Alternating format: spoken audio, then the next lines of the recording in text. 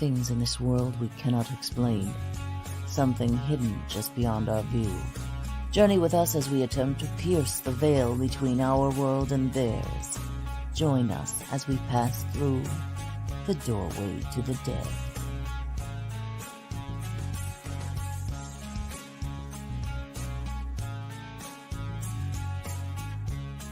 Join us at WLFE-DB.com for upcoming shows and so much more.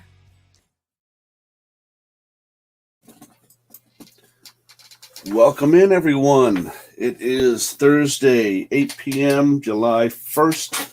I am Dave. That is Jim. We are one half of Keystone State Paranormal Society, and this is Doorway to the Dead, the 2-hour interactive live show on the WLFE-DB network. Tonight, we have a very special guest to come in and drop some paranormal knowledge on us, a friend of ours that we've met through several different things with Gettysburg and the Bash and things like that.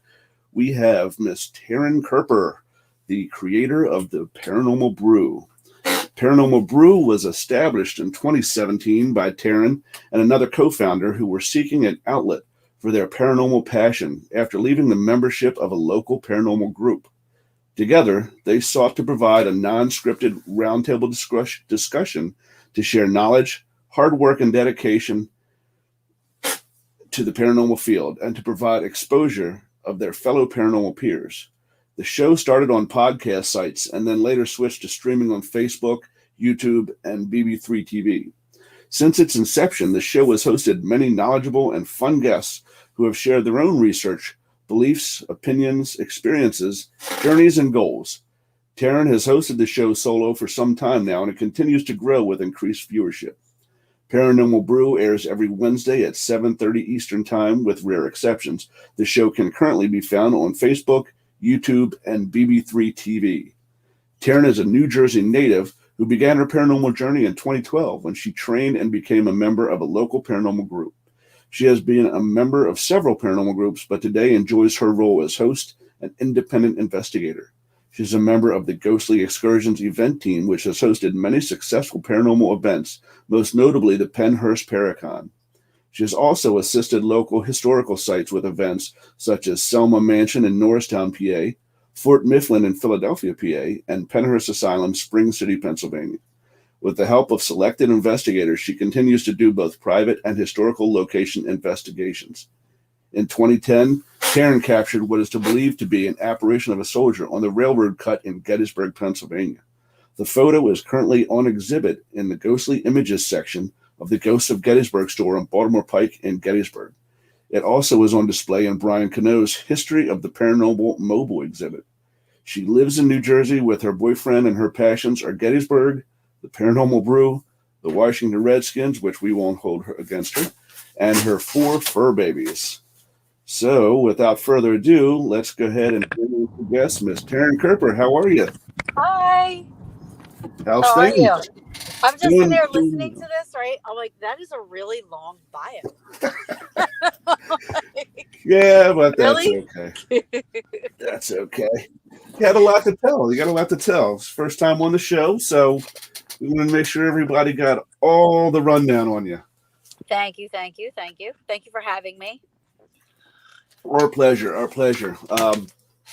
We've been de facto guests on your show with the Hoover House and everything, so we just felt it was time that our audience got to meet you and learned about you and the brew and some of the cool things you've been doing out in places like Pennhurst and Selma and these types of things. So welcome in Theo Kohler, Facebook user, another Facebook user, and Robert White and Colette. Welcome in.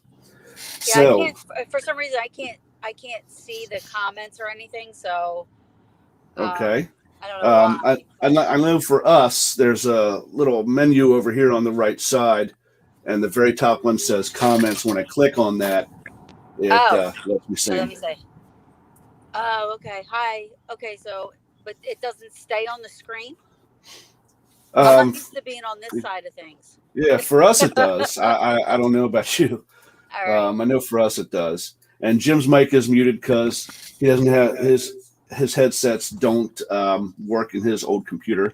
So we're getting him a new computer. But until then, if we have his mic unmuted, horrible feedback and everything just sounds super accurate. So hi everybody. Sorry, I went to the comments. I saw some saying hi. And there's our producer Ted Van Son and John McGinnis. Jim. Yeah. You can hear the echo. So there's. Yeah, I was seeing if I could get by with anything. I can't. Sort of worthless. Yeah. Well, no, because you can still read the comments and. Yeah, but it's not really nothing. We'll get it figured out. So, what's been going on over in your neck of the woods, over in Jersey? Well, Jersey. I mean, Jersey's really not that exciting, as you know. As anybody that knows me, I am born and raised. I'm a New Jersey native. No offense to anybody, but I really hate the state that I live in, and I want out. No surprise, I want to be in Gettysburg, Pennsylvania. But lots been going on. Busy with the brew. I'm booked up until September 8th now with guests every Wednesday. So, Wow. yeah. Last night I had Brandon Alvis from Ghost Hunters on, which was Nice. awesome show. I respect him 1,000 times more than what I mean. I didn't realize how much research and how much goes into what he does. He's a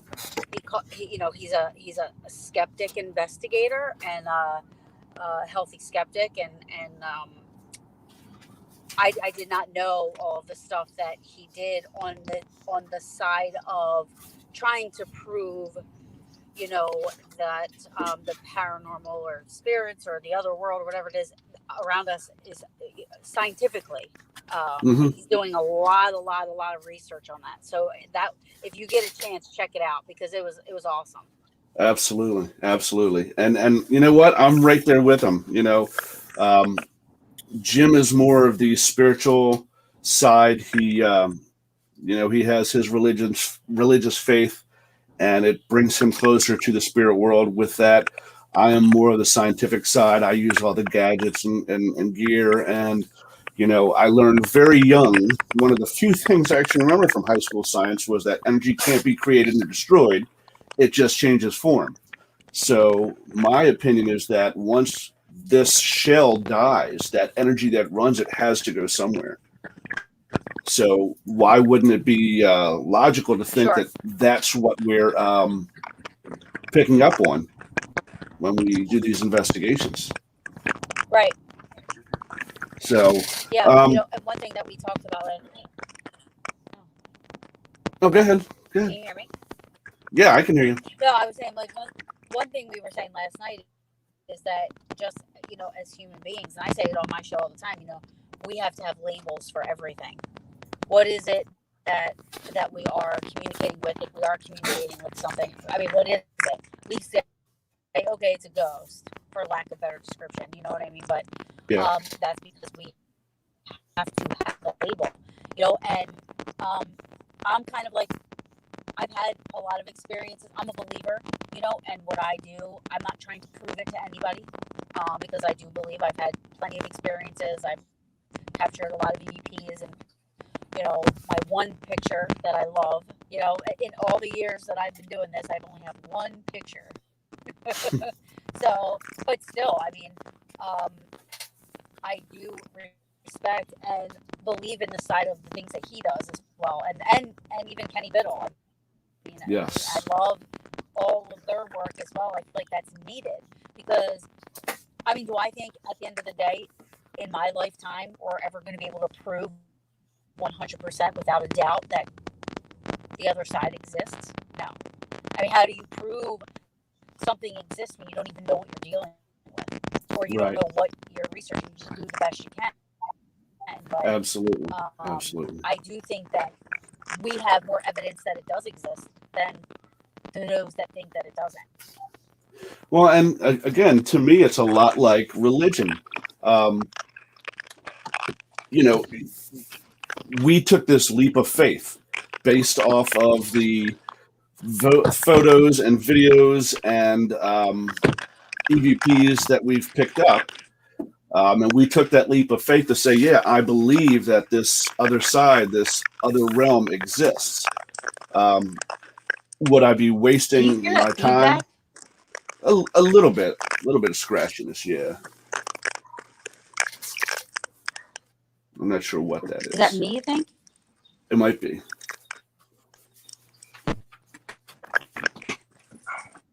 Hey! But Sorry, my who's dog's gonna bark.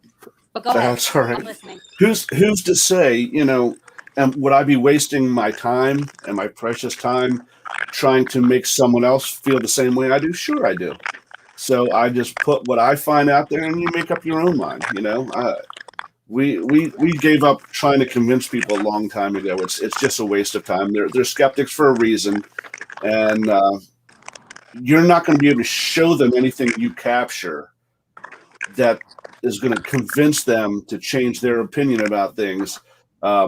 They actually have to have some kind of experience for themselves for them to say, okay, now I know this wasn't doctored, faked, Photoshopped, whatever, because this was just me and I experienced this. So let them have the skepticism, and that's good because the more we can debunk, then when it comes to the stuff that you can't, it makes it that much more legitimate. Right. So Well, I mean, and people like Kenny Biddle, who I love, Yeah. and Brian Alvarez, who I love.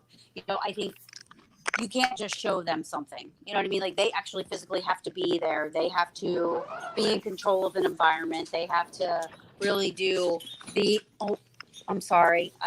it's all right. I think that they have to, there. I mean,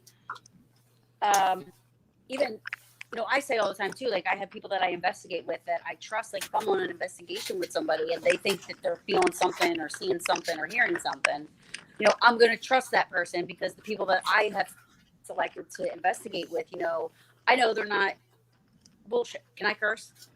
Yeah, sure. Why not? Okay. So I know they're not bullshit, Yep.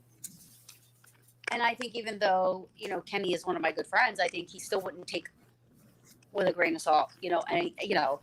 Oh yeah, I felt like this quote, he would just say, okay, well, what was going on? Not saying that he's not trying to discredit me or my beliefs or anything like that, but, for me to say that something is paranormal, he's the type of person that's going to want the data.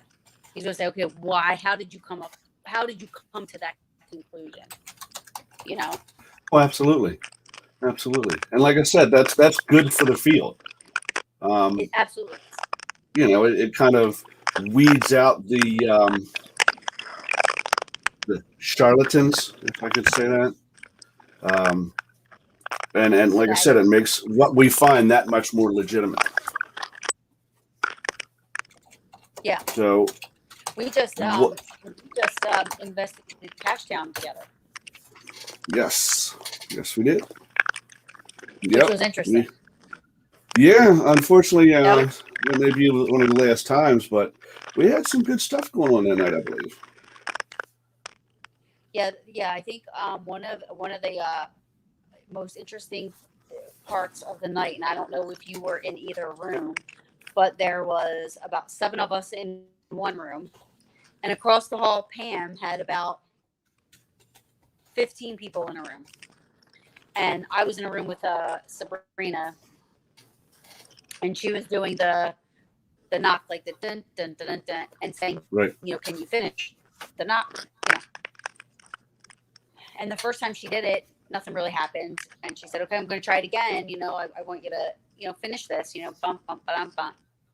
And outside of our door, now the doors at the Cashtown Inn, if people don't realize how old, it's a 300-year-old building, so the doors there don't necessarily sit flush with the frame. What do you want to call it? What's The it door frame. around the door? I'm drawing a blank. The door frame. Yeah. So if somebody were to bang on the door, you would know they're banging on the door. Right. It would shake. So she does this and outside, like it almost was like this bang on the floor. There were 2 bangs on the floor, really loud. And I said, there was somebody standing by the door, and I want to say it might have been James Huston. I said, open the door, see if somebody's out there. He's opening the door at the same time. Across the hall, Pam is opening the door. She's like, did you guys knock on our door? I said, wait a minute. You guys had somebody knock on the door. I said, we had somebody knock on the floor out there. Nobody was in the hallway. Nobody was there. To me, that was awesome. Even though there was, absolutely. Yeah, and then, but on my recorder, the knock, even though it was so loud in person, it sounds like this little tap. This one little tap. But I had the experience, and that means that I loved that experience that I had there. It was awesome. Right, you had a personal experience that was also captured by your equipment and experienced by somebody else in a completely different area. So and video, I was live on Facebook. Right, that's a lot of corroboration. You got this corroborates this, which corroborates this, which this person says they experienced too, and that's a whole lot of. You can't have that much coincidence at one time. It just doesn't happen, So yeah, I had come into that room just after that happened, and you had told me about that, so I remember that happening to you, and we were getting some very, very strange things going on down in the basement. With my laser grid and with some K2 activity in that back room across the water. So very, very active night. Do you want me to try to come on my laptop? Yeah, if you want to. But I'm home. Okay, yeah. Try to come on my laptop instead. Yeah, let's see if we can get rid of the static. It's really annoying, actually. That's fine. People that are watching it.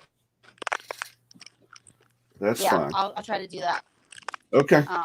And see if that makes any bit of a difference. Because I'm not, like I said, I'm not used to being on this side of things. So right. I'm gonna just let me go on my laptop and see if that makes a difference. All right.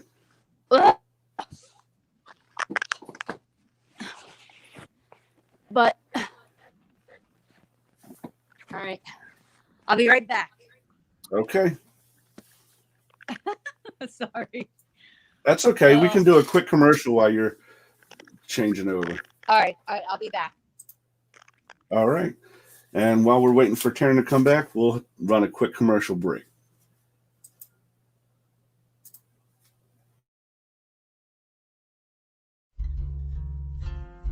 Gettysburg Ghost Exchange, the largest paranormal store in the Northeast, settled in Gettysburg, PA. Your one-stop ghost shop, featuring the paranormal equipment, metaphysical items, and the hands of light Reiki. Equipment such as static pods, REM pods, spirit boxes, motion lasers, camcorders, night vision binoculars, lighting, voice recorders, and body cams. Other items such as sage, Palo Santo, gems, jewelry, salt lamps, candles, Deadly Grounds coffee, and oils. Paranormal investigations of Jenny Wade House, Haunted Orphanage, Historic 1912 Hoover House, David Stewart Farm. Gettysburg Ghost Exchange, 271 Baltimore Street, Gettysburg, PA 17325. Contact us at 717-521-7465.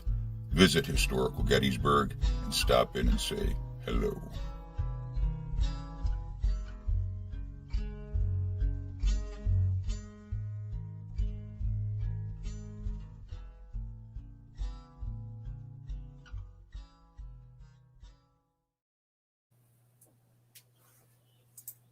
All right, and we're still waiting for Taryn to jump back in. So as soon as she does, we will get her back into the show.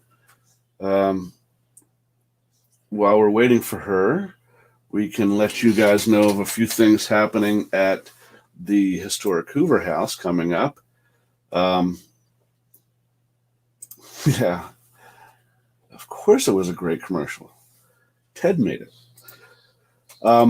This weekend we have Civil War days. There will be some Civil War.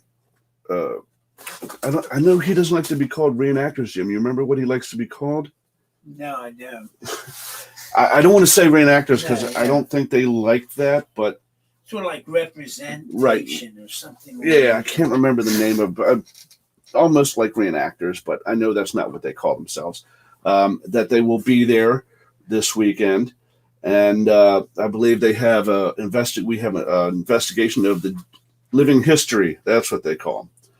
And we have an investigation of the Jenny Wade house, I believe, Saturday night. I think, Jim, you're going to try and attend that, weren't you? Yeah. Yep. So Jim and Pam and Steve will be handling that. And then this month coming up on the 17th, we've got Paranormal Inc. will be in town. Welcome in, Hetty. Paranormal Inc. will be in town on the 17th, do an investigation of the Hoover House. And we have, at the end of the month, we have a movie and an investigation with Big Gene Snitsky, former WWE wrestler. I believe that's on the 31st. But we have spaces available. So, Pam, if you're watching and you want to post the number in the comments, and I'll put it up on the screen. So anybody who's interested can get a hold of you and book their time at the historic Hoover House, which I've been at all day and have to go back to when I'm done here after the show to finish up some electrical. There it is. So anybody who wants to get a hold of Pam to book either a room or an investigation or anything like that, there's the number you want to get to.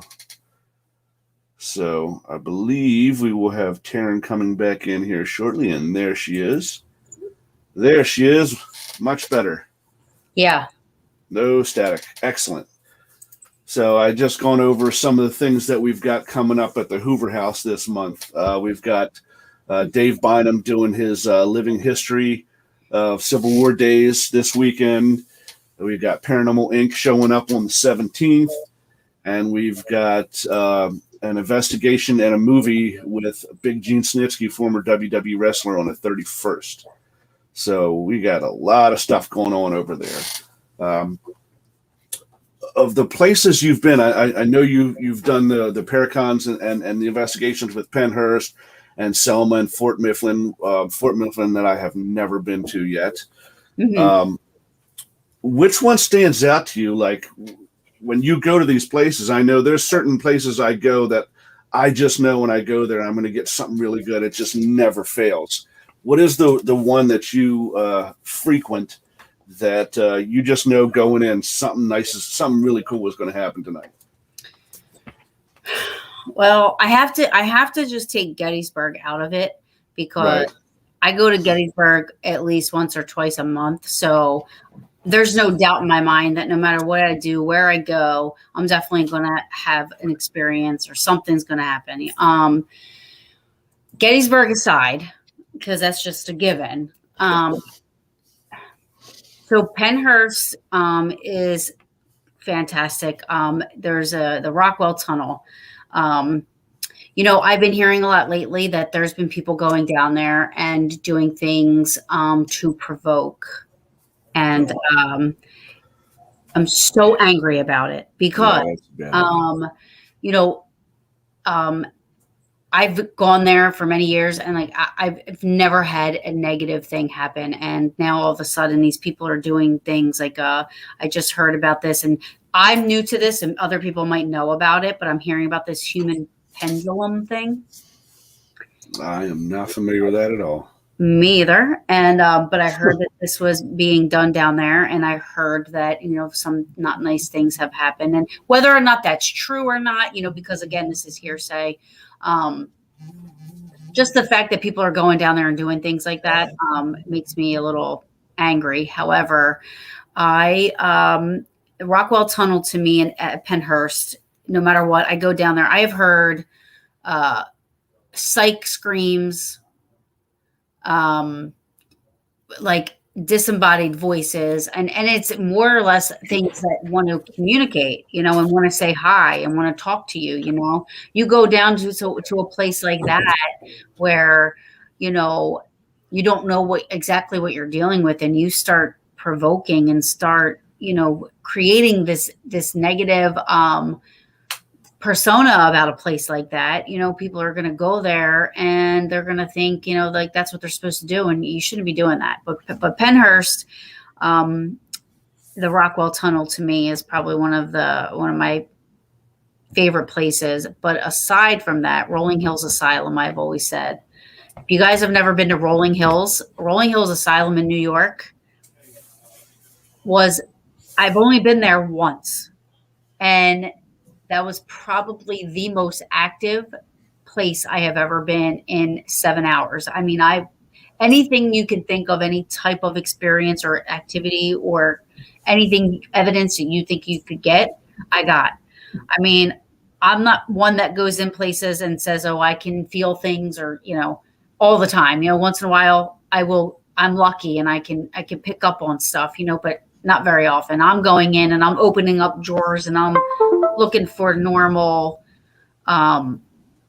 reasons or natural reasons why things are occurring. But there, it was clear to me that whatever was happening was was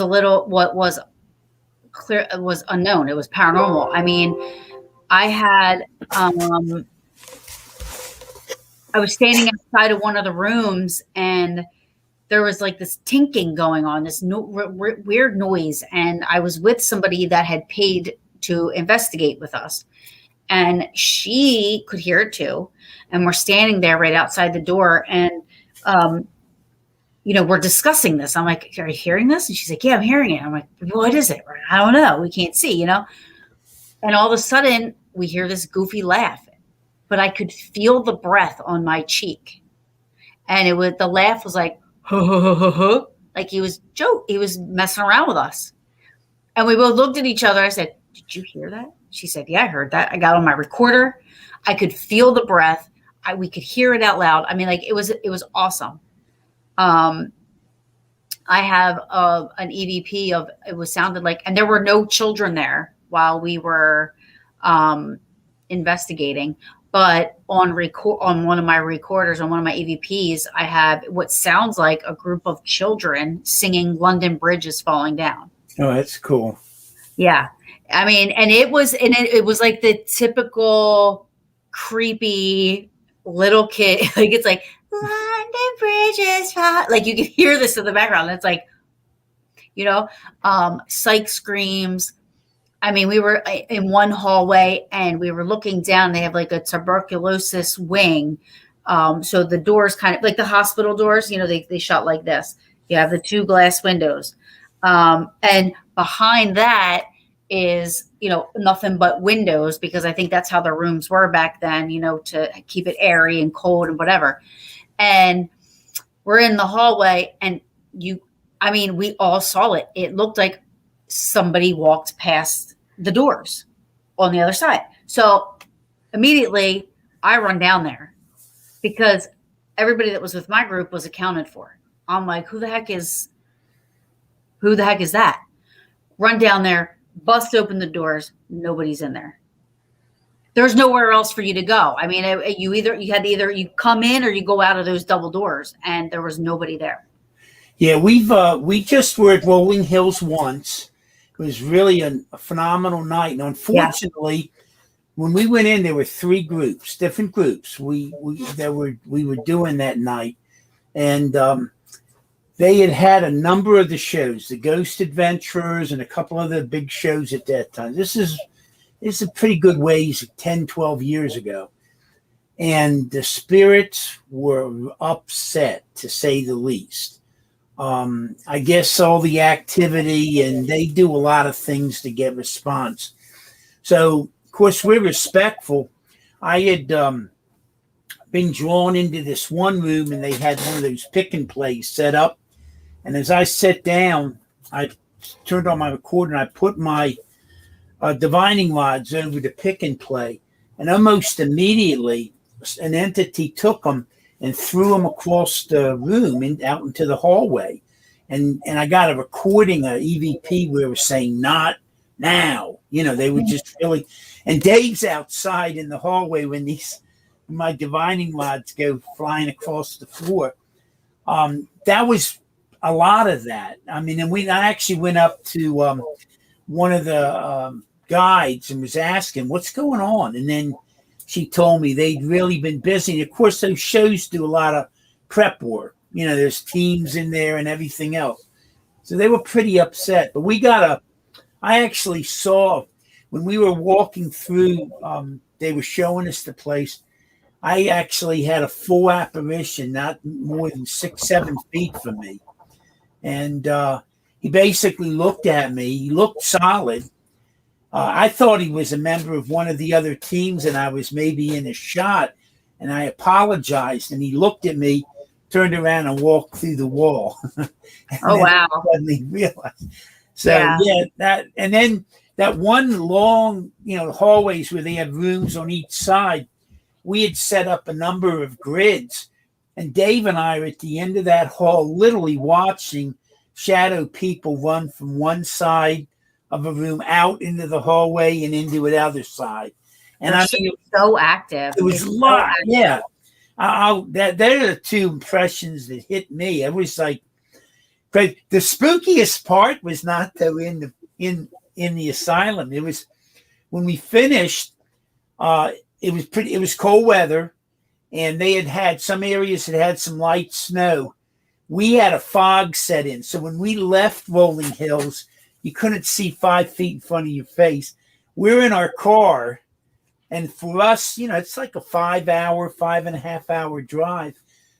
And I had to drive. Dave was spent, and the rest of the group was. And I tell you, somebody was watching out for us because you couldn't see 10 feet in front of you, and we're driving them. You know how it's mountainous. Yeah. And I still don't know how we got home. Yeah, it literally, and that's the thing. It's 7 hours from where I live. Yeah. It's not that I wouldn't. I love Sharon. I'm friends with Sharon. I love Sharon. I think, and I think how she lets you go wherever you want to go. Yeah. All she says is be respectful. Don't disrespect. Well, you got to love her for preserving it because, that place was, let's face it, that was under the wrecking ball. And so, we're really grateful to her for saving that. Yeah. And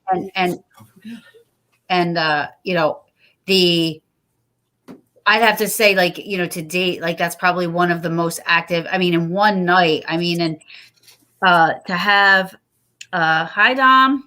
To have, that much activity in one night. It just, it was great. It was awesome. I remember we were up in the superintendent's room, where he had the massive stroke and he laid up there for months. And we're up there, Dave, and I think this one other person with their group. And suddenly, and then you're on the top floor, so there's nothing above you. It's and we hear this large crash on the top of the ceiling, and never obviously didn't know what it was, but that was a large crash, and we just assumed it was coming from inside because it would have been a pretty substantial weight to have come from the outside and made that. Now, we didn't encounter the nurse. We called her Nurse Ratchet, that seems to be aggressive toward the men. On the third floor, right? Yeah. We really didn't encounter her, but I think everything else we I had a lot of cool experiences there. Right in the morgue. Yeah. I was telling her how the shadow people running all around, and the nursery area with your Yeah, With your we'll divining have to, rods. yeah, it's just like I said, it heaved those divining rods. That is just we do want to get back for sure. Yeah, I would love to get back there. I keep telling Sharon, and she's like, "Come anytime." But like, it's such a, and it's really not that far of a drive, but it feels like it's such a far Yeah. drive. Yes, yeah, It and then feels- when you actually get up near it, you have to get off the interstate, and you're on those back roads a pretty good while, it seems, as well. yeah, Yeah, that's certainly that's one of our memorable active places for sure. yeah. Has she done Bel Air House? Yeah, have you done No, Bel Air House I yet? haven't. No, because we We got a free week. actually, yeah, we have there was a mess up last year, and so Kristen owes us a free weekend at the Bel Air House. So maybe we can work things out. You come along with us. Oh, Be I our would treat. love to. Yeah. Yeah, and we're going to have. Speaking of that, Kristen's agreed to be a upcoming guest on the show. So we'll. I know they've really been having a lot of neat engagements here lately, and then of course our friend Mike Simpson, he moved into the Bel Air, Ohio area, and he's been helping Kristen over there. That house has got so many different entities as well. You'd love it. I mean, it now we've done that quite a few times, but it's always different. I can't say it's ever been the same. Yeah. No. Yeah. I mean, another place too. I mean, I know I said Gettysburg aside, but you know, the place I say, and but I think it's the place I'm about to say is like one of those places where, you know, if once you start to stay there over time, I feel like the energy there starts to get to know that you're okay and so, like, so I think if you just go there, you're like, I mean, to experience something, I mean, some people do, but as I kept staying there over and over and over, the activity got louder, more prevalent, more, I was started hearing disembodied voices, you know, the basement doors were flying open, you know, I mean, just, and that's the Inn at Lincoln Square, and that's right on the square in Gettysburg. I mean, yeah, we were there maybe like what is it, about 5-6 weeks ago, I guess, with Nikki and Rob and stuff. And they're there that particular time, the basement was a little crazy. yeah. Yeah. So I like to stay in the room that the basement goes down to. Goes down to The MJ room, it's called. And we were there one night, and I mean, I have like all intelligent EVPs from there. I mean, we were shutting lights off to investigate, and it sounded like there was a woman in the room with us, and it said, "Are you trying to sleep?" She was just like, "Are you trying to sleep?" Because we were shutting the lights off and everything, and I was like, "Well, we didn't hear it at the time, you know." And then I don't know, you know, into the investigation, we're in there and we're, you know, doing EVP session, and the basement door is one of those old school doors where it's got like 10 different types of ways you got to like unlock and pull and push, and, you know, and you can hear the clicking of everything. It's like, and then also you're boom, it like flew open, hits the wall. And the one person that was with us was the concierge at the time, and he goes, "I'm out of here. Fuck this. I'm out." Like, I was like, "That was awesome." I'm like, "What do you mean? Where are you going?" You know, that's an interesting concept that you bring up, though, is the familiarity of the spirits with us on a personal level. Yeah. And I do think there's something to that where they get to sort of trust in you or feel you out, see your auras, whatever they do to get a presentation of you and who you're about. And I believe as they start to trust you, they start to be more open, more visible, and more, let's just say, less reluctant to make their presence known. Yeah. I mean, I think that's one of, you know, like Gettysburg, I'm very comforted there. You know what I mean? Like it's my comfort zone. I mean, again, I mean, most of the evidence that I have from Gettysburg is all intelligent, you know, whereas you would think, you know, you hear a lot of residual stuff coming out of there. But Mine's mostly, 20th Main. I was at the 20th Main Monument and I was doing a little EVP session and wasn't really thinking. And I just said, are you from Pennsylvania? And you hear the EVP said, no, Maine. And I was like, Very cool. Stop it. Like, I'm like, thank you. Thank you. I do miss, Dave and I, that's where we started out. And it's been a good while since we've really done anything on the fields. And I sort of miss it because it is so, it's so interactive in that sense. Here, Dave, I'm gonna bring Dave back in. We'll get this figured out. Yeah.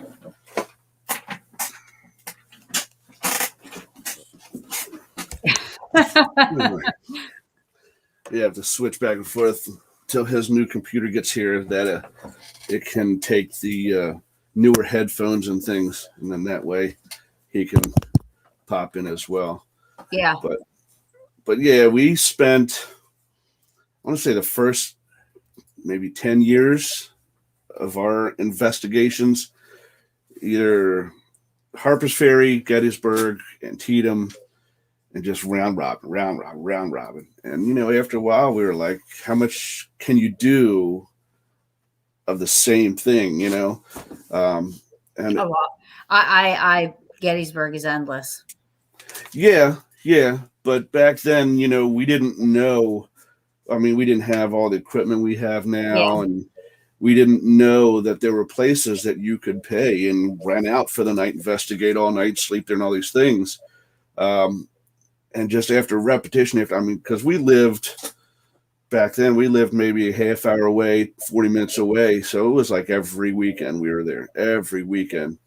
And Oh, you mean kind of like I've been there lately every weekend, and I'm like 3 hours away. Right, exactly. And then we got burnt out on it, really. And then the first time we went to Bel Air House, and just took off from there. But now you were talking about the tunnels at Pennhurst. Yeah. And it's strange because now I've only been there once. I think Jim's been there twice or 3 times. I'm not sure.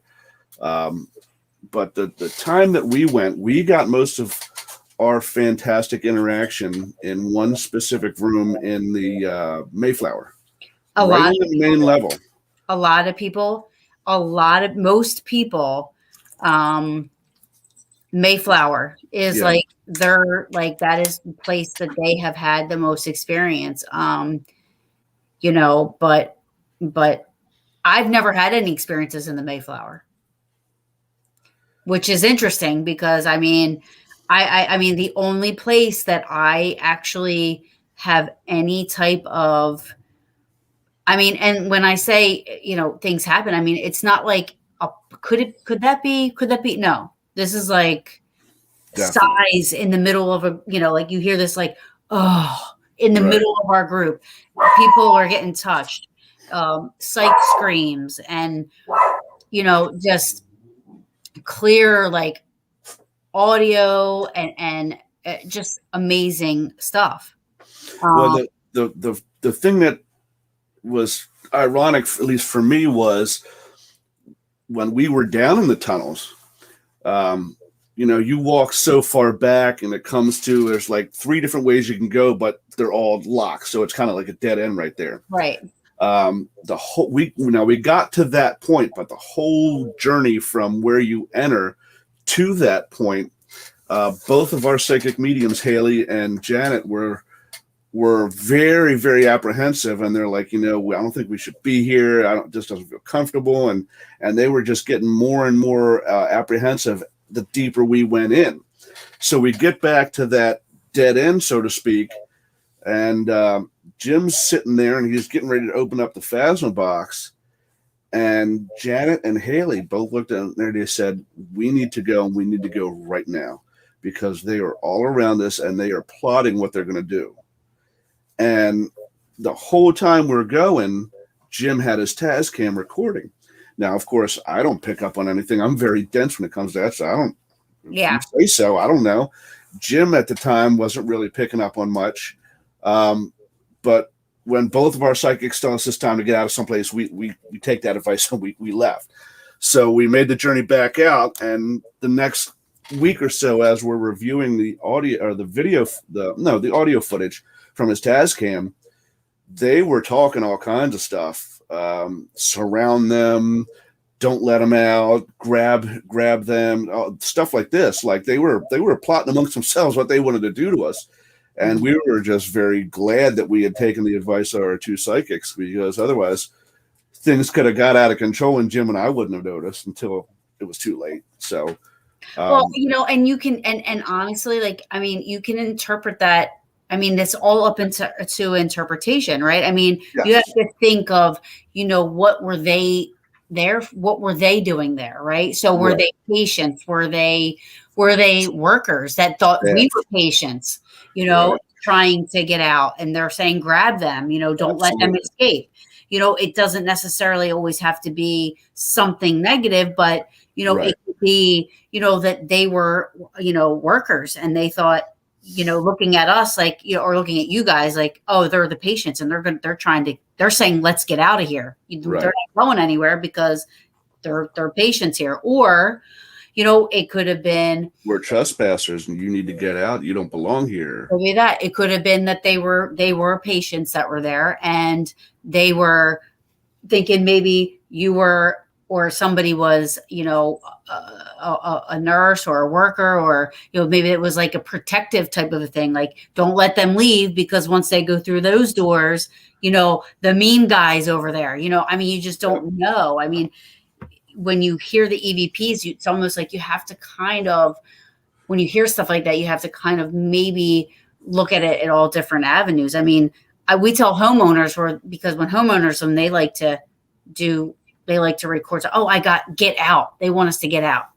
No, they could be saying, get out the deck of cards. Let's play a game. You don't know if that's the whole sentence of what you're hearing, or the context it's coming from. Exactly. Take it out of context. Get out could mean you walked in the bathroom and got it. And, hey, this ghost just got out of the shower, and get out, Yeah.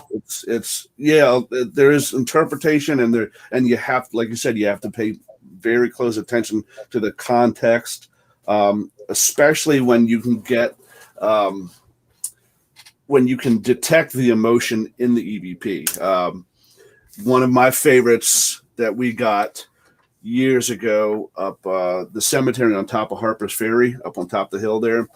I wasn't even there, but it just gets me every time, because I have 3 little girls. Jim picked up a little girl who, from the sound of her voice, maybe 8 at best, at 3:00 in the morning, when there's no kids there, and it just says "Daddy," but the way she says it, the emotion in the voice, you can hear she's looking for her daddy, and she's lost, or he's lost, and she doesn't know her daddy. And it's so sad. It is so sad. But to the layman, they hear that, and are they calling me daddy? It's all about the context. It really is. And, and that is, I'm not like, discrediting, the mediums that were there and feeling that. I mean, that is a scary thing to feel. Like, even if you were,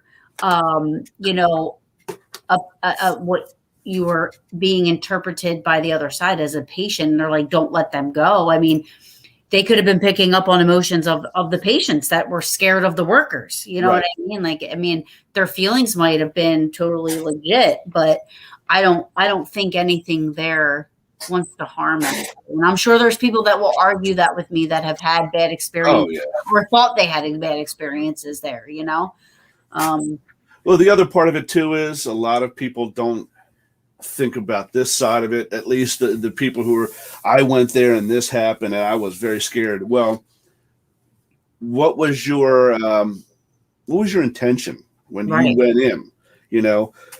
These people who go in, especially the provokers, which I have no time for at all. I don't condone that at all, and I don't like it. And if I'm ever in an investigation, somebody's doing that, one of two things happen: I'm gone or you're gone. One of the two. Right. But if you go in there, like there was a location where a friend of mine went in and knew that there were the spirits of runaway slaves. And this person decided that it was a trigger object to put on a slave collar. Wow. So when I showed up on location after this event happened, oh, I did this and I got scratched. Well, you know what? You're lucky that's all you got. If I'd scratch you too. You don't do that. Yeah. So I'm sorry to say, but you didn't even get what you deserve. You probably deserved worse. So, when the one of our things as far as our team goes is chemistry means so much, because the better our chemistry and the more comfortable we are with ourselves and our team, we feel like it puts the spirits at ease, and it makes them a little more apt to want to communicate because they feel our good intentions and our good chemistry. Yeah, I agree. I mean, there was one time that I investigated. So we investigated Wildwood Sanitarium up in New York, Okay. near Hinsdale. Yep. And when we went,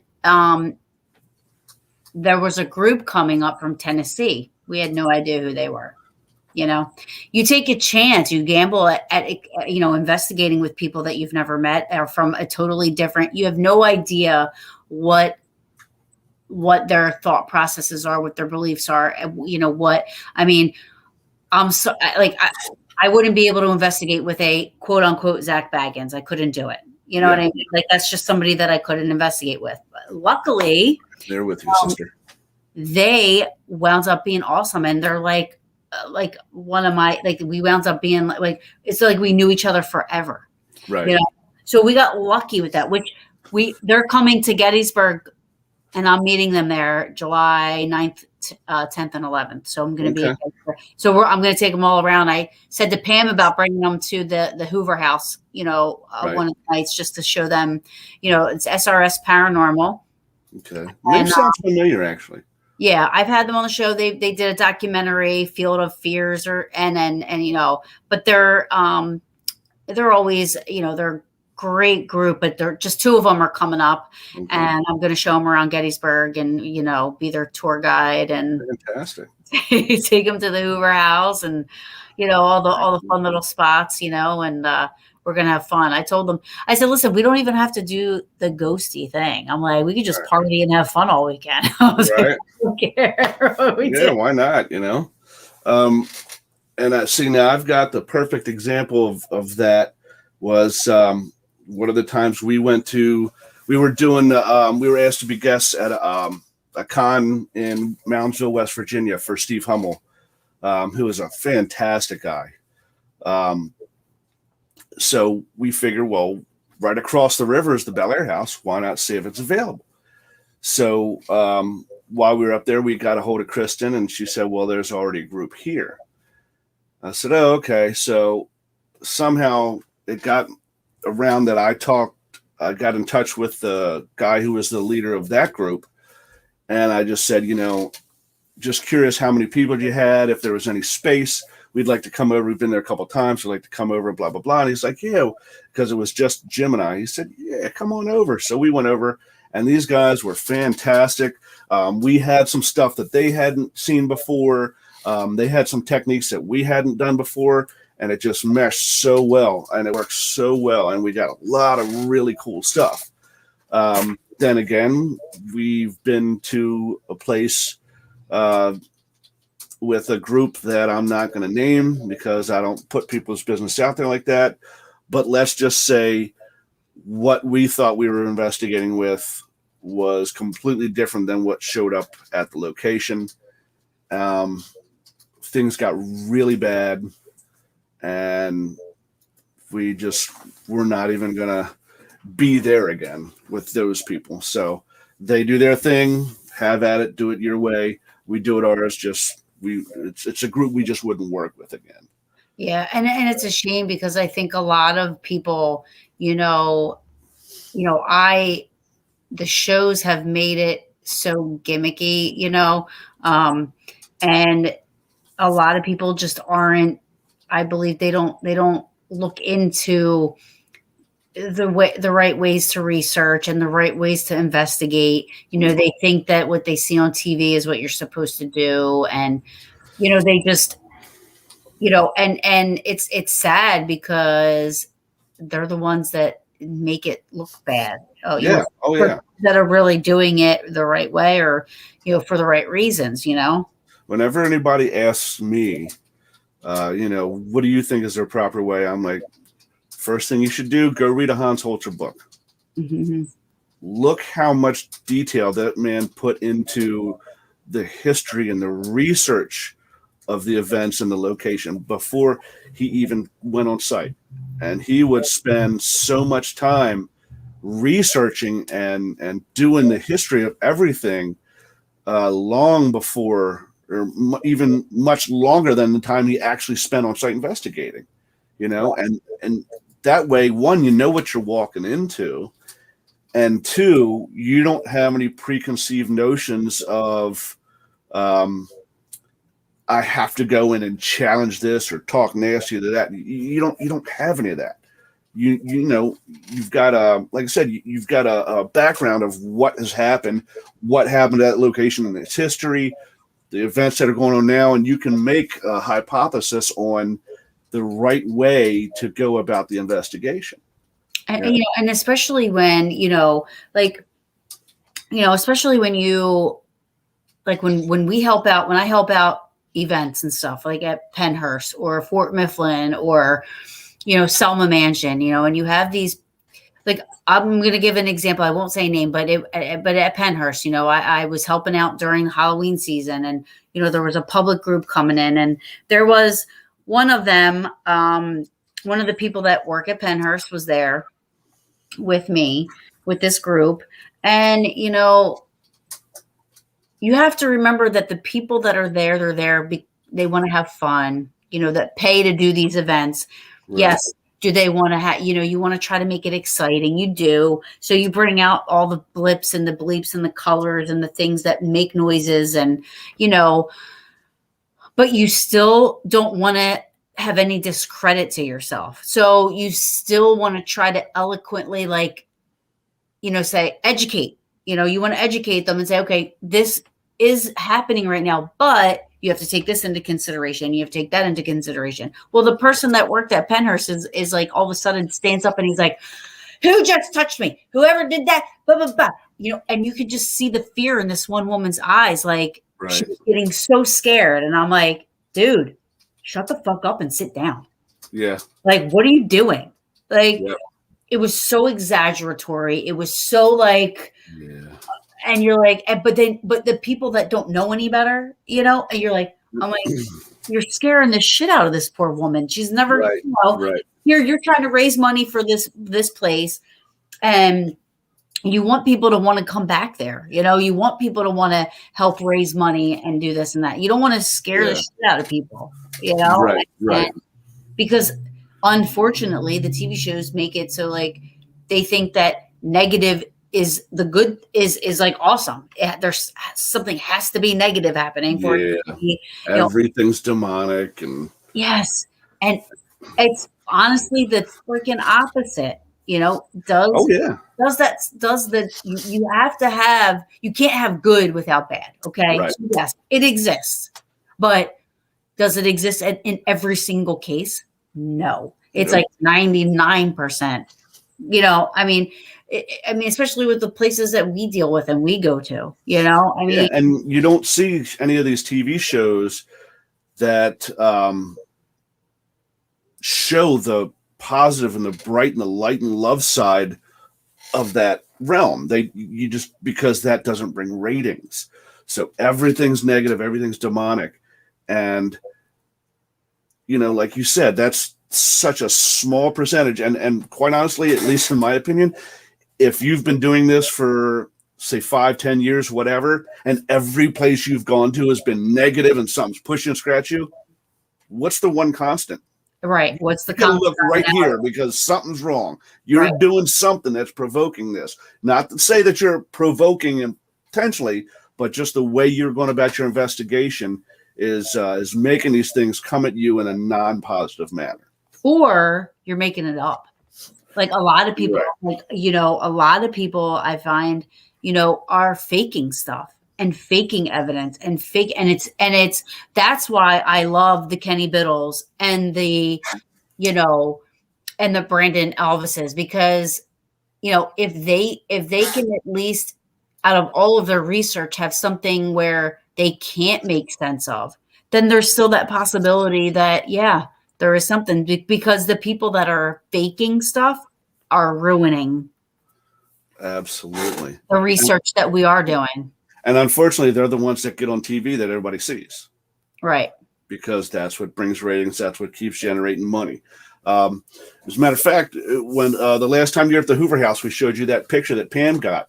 How we spent hours trying to recreate that photo and couldn't do it. Right. Yeah. Not to say we failed because we didn't recreate it. We succeeded because we couldn't recreate it, because that means we got something legit here, Yeah. And what is it? We don't know. Exactly. But it's definitely, at this point, unexplainable. It didn't make sense. Right. I went down there, I was looking at the picture and I'm trying to see, okay, where could this come? Where's this at in the picture? Oh, I see it. I was like trying to, because when you see it in person, when you see the actual location of the picture in person, because when you just look at the picture, you're like, oh, it could be this, but there's something there. But then when you see it, you're like, oh, wait a minute, they're not anywhere near each other, so it couldn't have been. Right. You know what I mean? Like, Absolutely. So, absolutely. And like you said, not only does it validate the fact that we couldn't recreate it, so we have something. We can't say for sure it's a ghost or a spirit, but we can say it's something that we can't explain. So Right. What does that make you want to do? That makes you want to come back and try and get more information, make more contacts, see if you can figure out what that was. yeah. So- And also, I feel like, a lot of times people will go into locations, they'll look up the history and the research, which isn't a bad thing, but at the same time, I feel like you're going in there already with this mindset of, oh, okay, these people think Sarah's here, a woman that, committed suicide and because she lost her child and, her husband didn't come back from the war, Right. So, and people are going in there wanting, oh, Sarah, are you here? Well, how do you know who's there? It could be anybody. It could be Right. anything, And so, it's the TV shows have definitely made it more difficult, and but it's not just TV shows. Now you have Facebook Live, you have YouTube Live, Instagram Live. So people are going live everywhere, and a lot of stuff is being faked, and it's just not taken serious anymore. I have people that when they find out what I do, there are people that are very interested and they don't make fun of it. They're like, aren't you scared? What's there to be afraid of? Yep. I'm more scared of the living than I am the dead. Yeah. And they automatically think, well, aren't you afraid you're going to bring a demon home? That word is used so much more now by people that aren't even in that don't even do research, because that's what they see on TV, or that's what they see on Facebook, or that's what they see, it's like, no, I'm like, it's not like that. Yeah. It's just. All right. Well, we're going to go ahead and take our halfway through the show commercial break. And then I got a question related to that when we come back. So everybody stay tuned. We'll be right back. WLFE Digital Network is now on digital television. If you're into ghosts, Bigfoot, UFOs, and the creepy, then WLFE has a TV channel for you, Paranormal View. Watch all of your favorite WLFE video talk shows on one channel. Shows like Paratalk Radio, Step Into the Paranormal, Skeptical Help Bar, The Creepy Parlor, and more. Looking for something else? Do you support the LGBTQ+ community? WLFE has brought all of their LGBTQ shows like Inside the Drag Closet, Everything Yet Nothing, Across the Pond, and Rainbow Soul all into one place. A new TV channel called LGBTQ Friends. The third channel is a Variety Unlimited. Here you'll find a wide variety of talk shows you know and love, like Just Cindy, Card Pulls and Coffee, Real Talk with Dom, The Bipolar DM, Meet the Author, and Movie Review 5. The best part of watching these shows is that they're all available to watch at one location, one website, WLFE-DB.com.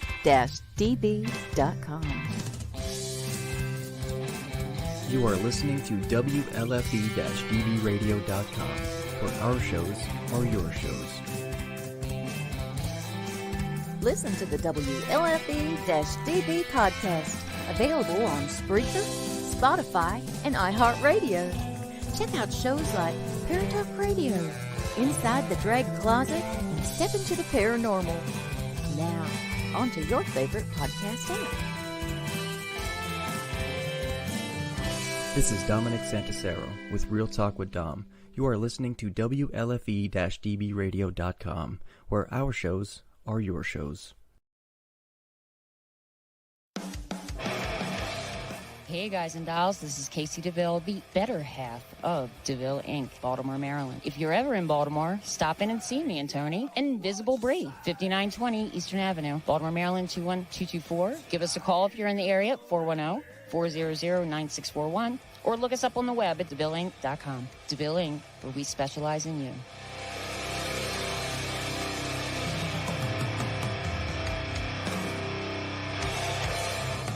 Oh, yeah. Life just got sweeter now that WLFE-DB has merchandise. Show your support by purchasing your t-shirts for WLFE, Paratalk Radio, Inside the Drag Closet, and more. But it doesn't stop there. T-shirts, coffee mugs, tanks, buttons, cloth bags, and more. Go to WLFE-DB.com. On the top bar, click on the merchandise tab and bam, there you go. You got merch. Support the shows. WLFE-DB.com. You're listening to WLFE DB Radio. Now, back to our program. All right, and we are back. Okay, now we're good for the rest of the time. The question I had was, like you were saying about people who were novice in the field, having someone, I hate to use the phrase take advantage of them, but someone, for the lack of a better word, take advantage of them by producing this gotcha type of moment at an investigation, and it kind of scares them away from it. I know early on in my time as an investigator, I had mine. And it wasn't something that somebody did. It was an actual event, but it kind of spooked me. And that doesn't happen very often. So I was just curious, in your 9 years now, 9 years plus as an investigator, has there been that moment where a legit activity took place and it spooked you enough to say, you know what, maybe I don't want to come back to this place for some time, or at least not until I've got some more experience under my belt? So I'll be honest with you, not at any location, and I was not investigating. So I was caught off guard. So I don't know if that was what helped, so to speak, with the feeling that I had. But my aunt's house, her house is active. It is active. And I've had my ankles grabbed there. We've done investigations there.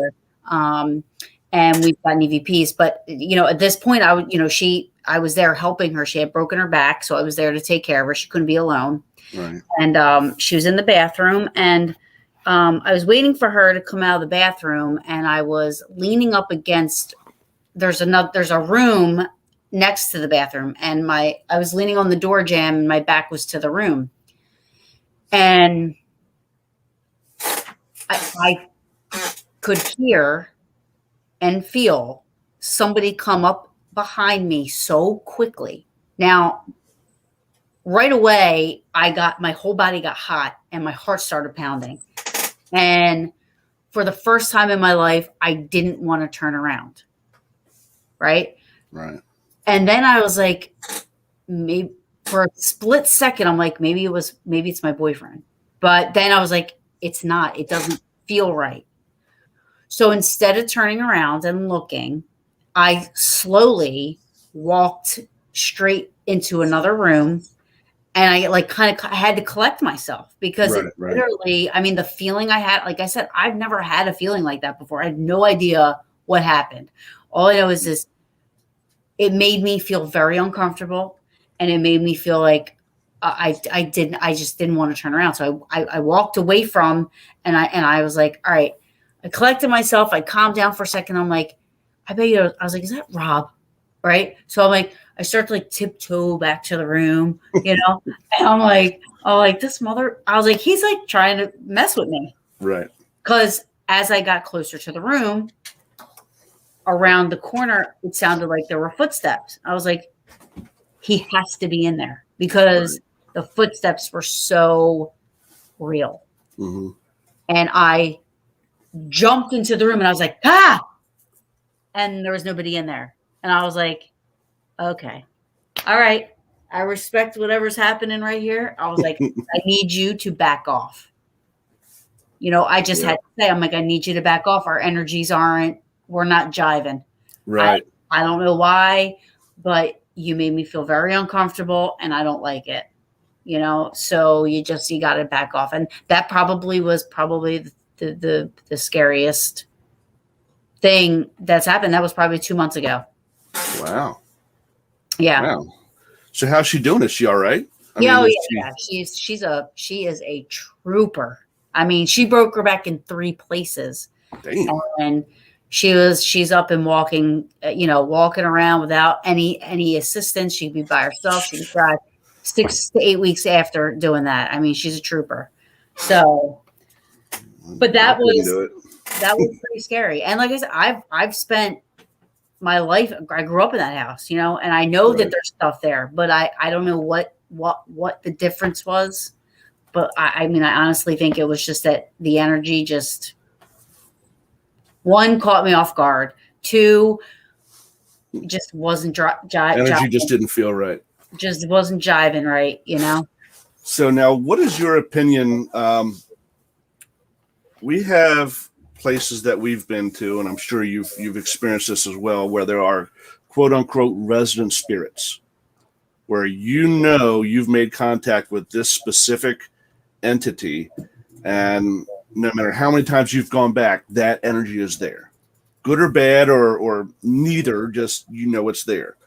And then you come in contact with one that you're not familiar with, and it's never come through in your voice box or an EVP, or you've never felt that energy signature before. And then you go back the next time and it's not there. And you have these different ones that kind of travel in and out. How do you feel about that? Because I know, like I said, there's been places we've gone and I walk in, okay, I know, I'll use the Bel Air house example. What I call my 4th daughter, little Emily Davis. I know she's spirit and she can come and go anywhere she wants, whenever she wants. But I know when I'm there, she comes and she visits me there. And she took care of me in a big way the very first time I interacted with her. So as dense as I am, I know her energy signature.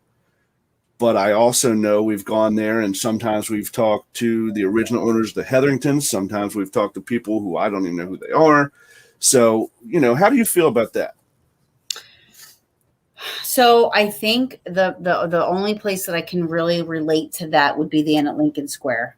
Okay. Because I do know that over the years of staying there, the Danners, who were the last residents of the home, they owned the home the whole time. I mean, it was passed down family to family. But the last Danner died on New Year's Eve in let me see, 2010, 1910. I think 2010 was 100 years that she had been gone. So with that, the Danners are definitely they're definitely, their energy is definitely, they're there. I have heard, I believe to be obviously residual, a woman yelling down for Ava. Ava Danner was one of the girls in the house. You could hear a woman. I have it on record. You hear Ava, so I know that their energies are there. If Right. I feel that, when I feel that there's something that's not normally there, I kind of get a little protective, like I would, like, okay, what do you do? What do you want here? Mhm. I get a little protective of, This is the Danner space. yes, yeah, like this is, and there are, and I mean, it's Gettysburg. So, I mean, Yeah. there are passer throughs and there's this and that. But I mean, I think that's the only time I've ever been familiar with anything like that, because I'm so familiar with the energy inside that house, Right, right. And like my aunt's house is the same thing. Yeah. I'm okay. Like I know, I know that there are things there, but that energy, I had no idea what that was. Right. So, obviously you're a little bit like, okay, what are your intentions? Absolutely. Absolutely. And see, now that's one of the things that Jim and I have found out at the Hoover House, which is just fascinates us because we've never experienced something like this before. We know Ira Hoover, the original owner and builder, is there. We know his daughter Eleanor is there. Has his wife come through? Yes. Yes. And what was she her came through name? about a month ago. Her name was Irma? no. It starts with an E. Was it Emma? It was Emma. Emma. We know they're there. But the strange thing is, and through table tipping sessions and spirit box sessions, basically there's a spirit hierarchy in that house.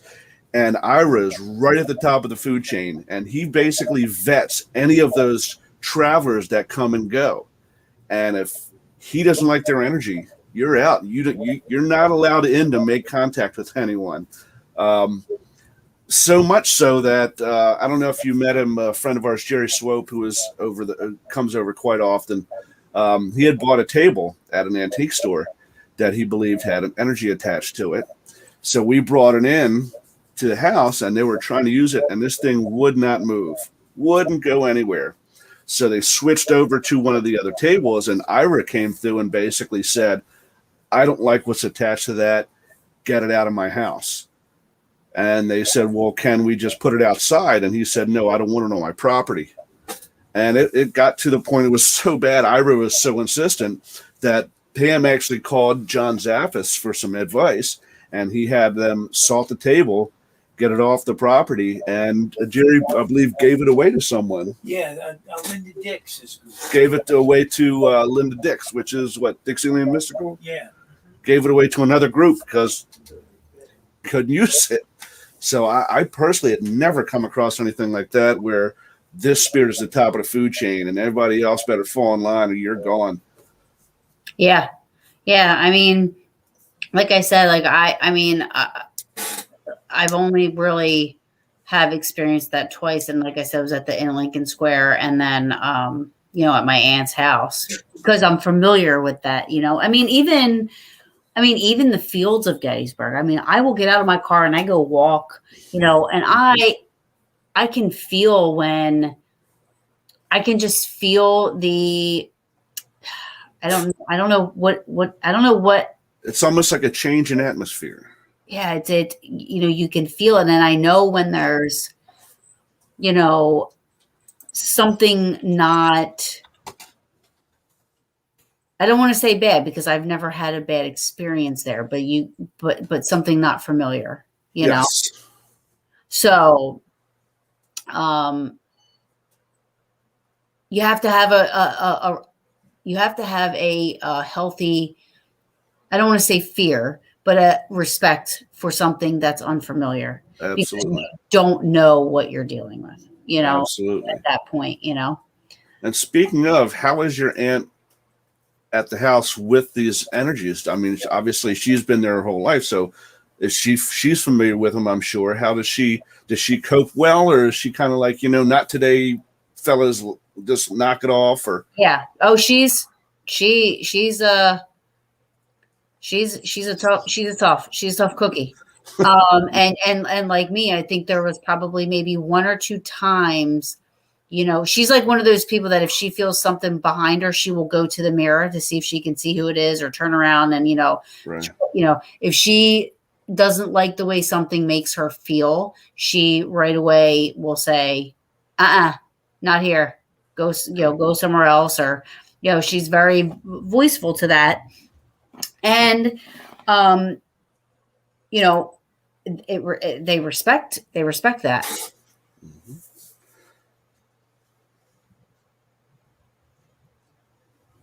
Oh, wait.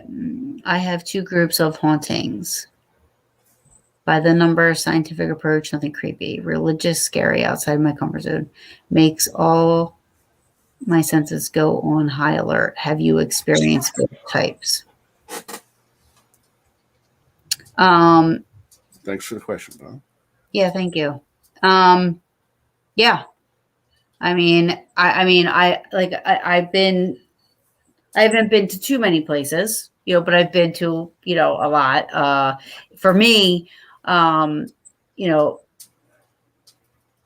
the scientific thing, happens more when I have, like when Kenny Biddle is around and I'm investigating, or, right. I like to think that I, dot my I's and cross my T's and make sure that, the environment is controlled and I know what's going on, but right. It's not 100%. And I don't even think the people that do use the scientific methods all are 100% either. I mean, right. How can anything be 100% in this research? I mean, absolutely. You can what a spider is. You can research it. You can dissect it. You can use different ways to learn its behaviors. How it survives, how it doesn't survive. What it needs, how much water it needs. I mean, because we know what it is, but with right. This, we don't know what anything is. I mean, even the people that research the Bigfoots and the UFOs and the cryptids and the all that stuff, we give them labels, but do we really know what we are dealing with? And how do you research things if you don't know what it is? Right. And that's why whenever I hear someone say, we're going to have this paranormal expert on, I immediately kind of dismiss it, because though we've taken that leap of faith, people like yourself and myself who've experienced what we have, and we are quote unquote believers, how can you be an expert in a field that is based on theory and conjecture? Right. Personally, I don't think you can. So the minute I hear someone use that term, I personally think you're full of shit. Yeah. Now, if you tell me I've been doing this for 40 years and I've done all this research and I am very well versed and experienced, absolutely, bring it on and let me hear it. I want to learn from that. But nobody's an expert, because we don't know exactly what we're dealing with. We all have different theories of what it is we're experiencing, but I can't prove mine any more than you can prove yours, any more than Jim prove his. Or any more that the skeptics could prove that it's not. Exactly. Right? Exactly. So, it's all about your belief, and like I said in the beginning, like, I don't do this to prove it to anyone. Right. For me, this is my, I got into this, after I trained with a group, for 3 months, and I had all kinds of training, and, I got into it after my dad passed away, because in my head, I'm like, this can't be it. There's got to be, I don't know if that was me more or less hoping and wishing, right. And that's what got me into it. But prior to that, I wanted nothing to do with this stuff. I was afraid of it. I was scared of anything ghosty or whatever, and I think I've always had like an interest in it, because I had like scary stories to tell in the dark, those books, I'd read absolutely all that stuff, and after I had trained and, was a part of the group, and, I then realized that I did have an experience when I was younger, 7 years old. It actually in water. It was at a lake, and at the time and all these years leading up to it, had no idea that that's what had happened, until I learned, but, you never stop learning. But I do feel like the field is stuck. We're not. Really? I do. I feel like it's not. That's why I'm hoping that the things that like Brandon Alvis is doing, and like the people that aren't on the TV shows, and the people that aren't, doing this to make money, because I feel like once you start to do this just for money, I feel like it totally messes everything up. You could be like the best person in the world, but once you become, and granted, I know there are people that have to do this for a living, it's like their way of life. It's the way that, it's their living, but you got to stay true to the game. You got to stay real with it. You can't abuse that. Yeah. Not enough people right now are pushing forward with the research, the new theories, new styles of investigation that we hadn't considered before, like Jim and I had just recently heard of. And as an aside, one of the things that it's funny though, I had heard about certain things for a long time and never stopped to think, I should try that on an investigation and see if it works, see if it's another way to bring forward communication. I don't remember who it was telling them about it, but those Tibetan singing bowls. Mm-hmm. Jim's like, why haven't we thought of this already? It doesn't matter. We're thinking of it now, and we're pushing forward, and we're going to try new things. Stuff like that is what's going to push the field forward. But when everybody says, okay, all I need is a spirit box, a laser grid, and a recorder, and sit here and just do that every single time, I can get a TV show and I can make money. Right. At that point, you've jumped the shark to me.